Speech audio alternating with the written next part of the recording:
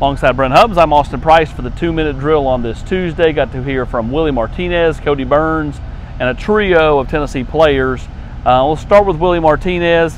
Clearly wants more depth out of the secondary, but that's also something he says has to be earned and just isn't given out. Well, certainly, and Coach Martinez is a veteran coach, so you know what he's looking for, and you know how much trust is a factor for him. But this is a week where you got to get some guys some work, and sure. you got to let them see what they need to do better. He made the reference that you can't play guys 80 snaps in a game. You got to rotate some guys. And so, do we see Christian Charles this week? Do we see Turnage and Haddon? Do we see McDonald? Two guys. He pointed out Charles and McDonald as two guys getting closer, and praised Danico Slaughter as well. I think you're going to see them play a lot of bodies in the back end this week. Cody Burns had high praise for a guy like Jimmy Callaway. Talked about just how far he's come from the moment they got here, how much last year maybe set him back, being a COVID year and having to miss time due to COVID, and then there's the coaching change and change in philosophy.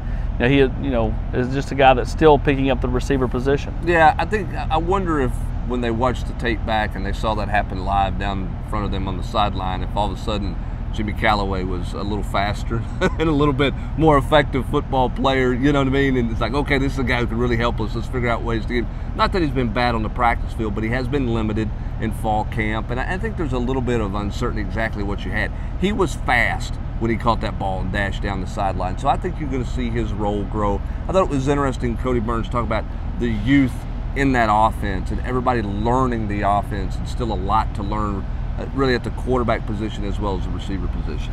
Matthew Butler clearly believes that the addition of Byron Young not only helps a guy like Tyler Barron, but helps all of those defensive linemen and the entire defense as a whole. Well, and it should, okay? Now, listen, let's try to pump some brakes on some expectations. Everybody's got Byron Young being the next Derek Barnett, Leonard Little, Chris Mims, Todd Kelly. If he is, he ain't going to be here long enough to have that kind of impact. I mean, everybody's got, and nobody's saying that, but this is a defensive front that has a hard time getting home other than Tyler Barron, okay? And when Tyler Barron's been on the field in past situations, I think they've got him some help.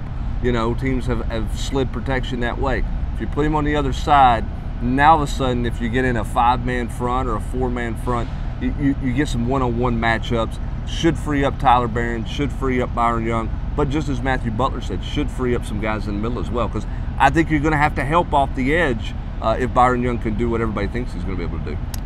That's it for the 2-minute drill. He's Brent Hubbs. I'm Austin Price.